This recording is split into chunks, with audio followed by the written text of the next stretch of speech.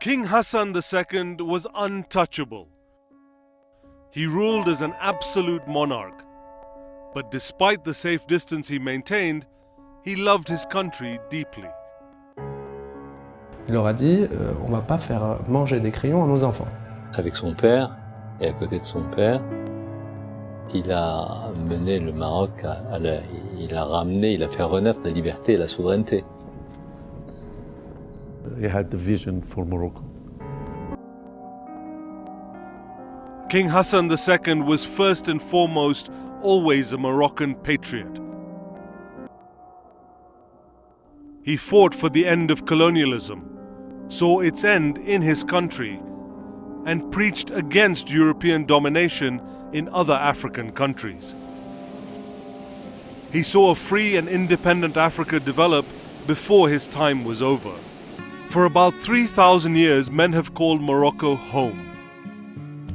It is a land of contrast situated at the crossroads between European empires and the local kingdoms of Africa. For centuries, cultures have met here.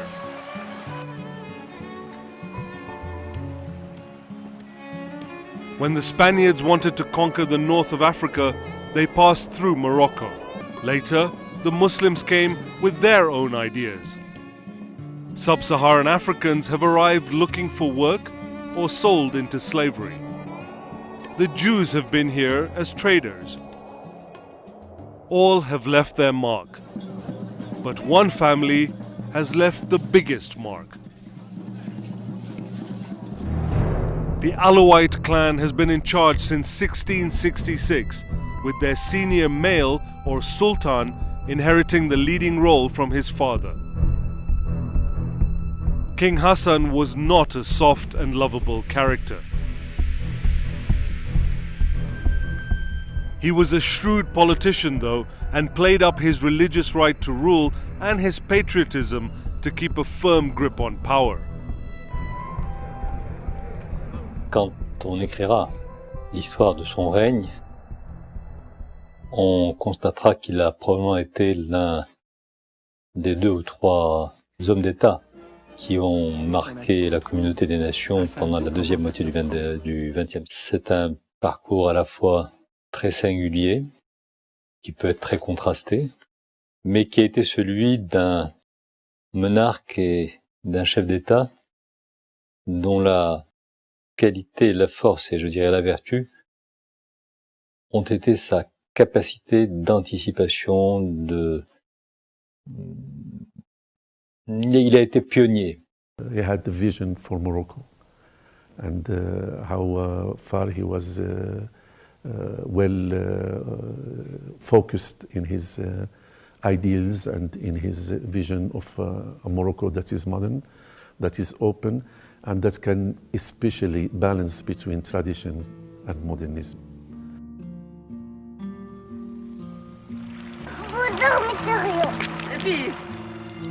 Born in 1929 and called Hassan, the heir to the throne spent his childhood in the Moroccan city of Rabat while it was a French protectorate. He enjoyed a dignified upbringing in a dynasty of sultans. Hassan went to French schools in Morocco. The young prince, at a young age, stood out for his liveliness and his sense of observation. His father, King Mohammed V, predicted a bright but complicated future for him. Hassan II est né en plein protectorat français. Il est né en 1929, donc le pays est sous la tutelle de la France depuis 1912. Donc quand il voit le jour, il fait partie d'une famille régnante de sultans, mais sous occupation évidemment française. Et au fur et à mesure de son âge et de son expérience politique, il va très très vite se positionner comme un nationaliste. After his secondary school education, Hassan went to Bordeaux in France to study law and had his first encounters with politics. During this period, he learned a lot about politics and became an opponent of the colonial regime that France imposed on African countries. By the age of 20, he was one of the first supporters of Moroccan independence. Hassan's father, the Alawite Sultan Muhammad V, was an early African independence advocate. In World War II, the French were the occupied country by Nazi Germany. Muhammad thought he might find a French weakness or sympathy for an occupied Morocco. Instead, he found a France ready to put its own boot on his throat. The result was exile for Muhammad. Ironically, he was first sent to the Mediterranean island of Corsica, where one of France's greatest leaders, Napoleon, was once exiled. Later, he was moved to Madagascar. But independence in Morocco, as in much of Africa, was inevitable. The French eventually saw they could not hold on to all of their territories in North Africa. So they made a deal with Muhammad for Moroccan independence and directed their guns at the neighboring Algerian freedom fighters. Muhammad and his handsome and eloquent son Hassan returned from exile in triumph. They were seen as the faces of the successful liberation from the colonial master. In 1961, 5 years after independence, Muhammad V, the king so loved by his people, passed away. The young Prince Hassan II climbed onto the throne. A new era had started for Morocco. Diminuer naturellement. Et c'était pour moi un cataclysme. Il a fallu que je puise dans l'amour de mon pays, amour qu'il a su m'inculquer toutes les forces pour essayer de lui succéder. Hassan had become the king of the Alawites, the reigning family of the Moroccan kingdom. As such, he was the representative of one of the world's oldest monarchies. But many in the world, and in Morocco at the time, did not agree with the hereditary monarchies. Communism was a popular alternative with young Moroccans. In an attempt to head off this movement, Hassan was the first to authorize a multi-party system in an Arab monarchy. While the whole Muslim world at the time was leaning towards the Eastern Bloc, Hassan turned to the West and deepened ties with the United States and Europe, a policy that was strongly opposed to by intellectuals. Hassan promoted farm development rather than industry, making Morocco the agricultural power it is today. He knew that if bellies were full, people would be unlikely to protest. But his preference for farming over education sparked violence among the educated elite. Myself, I come from a lower middle class, and I rised up to the rank of ambassador of His Majesty. And I can tell you that this is thanks to His Majesty that I could achieve this personally. That is why, for me and for a big number of Moroccans of my generation, His Majesty King Hassan II will and will always be in our eyes and will remain our great educator. While Hassan had allowed political parties to blossom, he carefully channeled their energy to ideas he supported. He held most important decision-making in his own hands.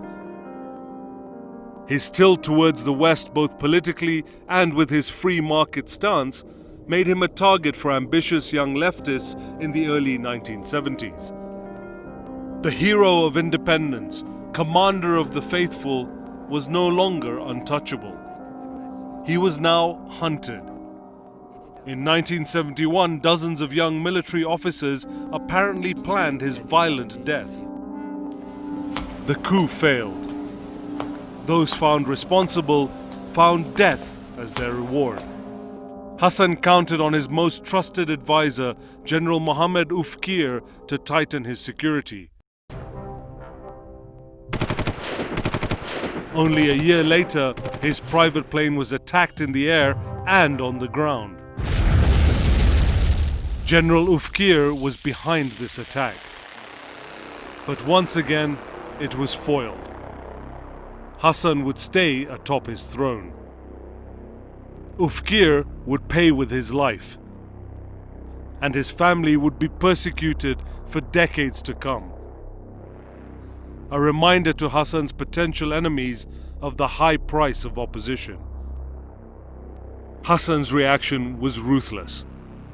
He began a bloody repression, eliminating his opponents and warning them in thinly veiled speeches. Historian Hamid Tikri says intellectuals at the time opposed the absolute power of the monarchy and the abuse of power that came with it. From the time he became king, Hassan II paid particular attention to international policy. Within a few years, he became the key link between the Arab world and the international community. His vision of the world made him the preferred analyst and spokesperson on Middle East affairs. Hassan was the only Arab leader at the time who could speak to both Israel and the West. He was extremely important for Morocco. Not only for Morocco, but for the international community also. Because I would recall here that when he was in his prime, at the age of 20, His Majesty sent a very clear message to French authorities when he said that what I'm looking for is an interdependence of hearts. And I think this sums up the vision he had for our future as a country that has a role to play within the Arab and the African and also Mediterranean sphere.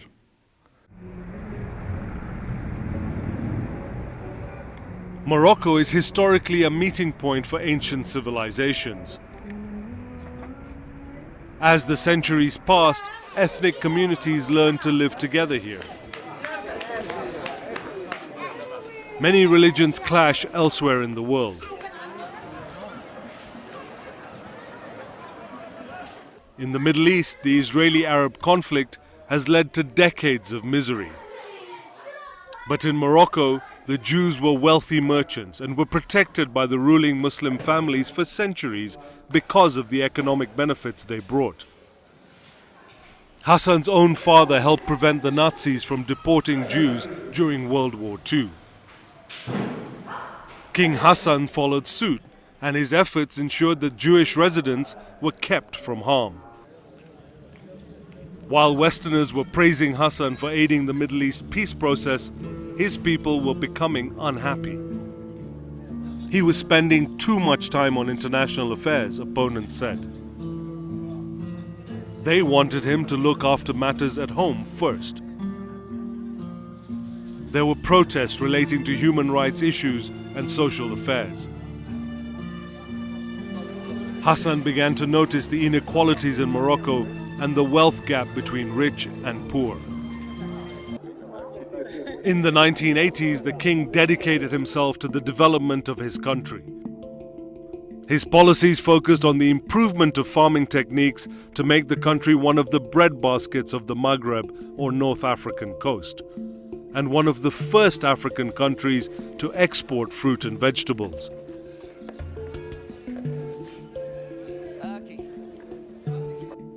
But the farm-first policy also brought resistance.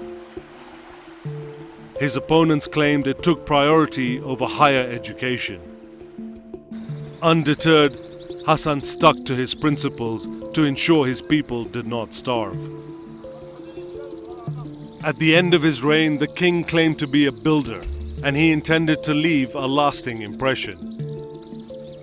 He conceived the Grand Mosque of Casablanca, which amongst other architectural achievements have left a visual legacy.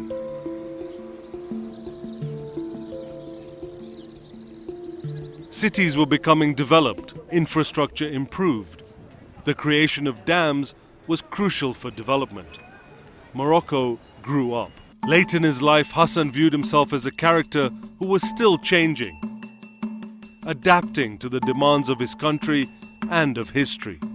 Il n'y a qu'une seule école, on est toujours là, attentif en disant « Je souhaite qu'il fasse un bon parcours ». Je passe mon temps à lui dire une chose, parce qu'il n'est pas facile de succéder à Mohamed V.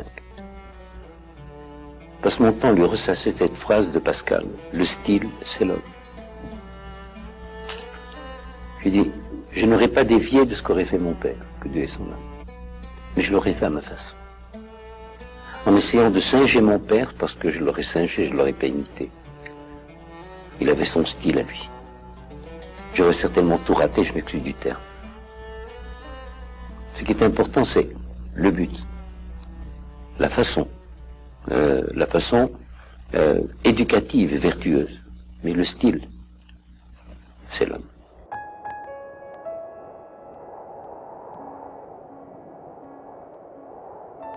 Hassan II has left his mark on the history of his country. King of reforms, king of progress, commander of believers, visionary and lover of his people. Hassan rarely picked fights with religious extremists. One reason that his reign is seen as peaceful. Radical Islamists had appeared on Morocco's horizon throughout history. Hassan stood behind his title as Commander of the Faithful, as well as the dubious historic claim to be a descendant of the Prophet Muhammad, and endured little trouble.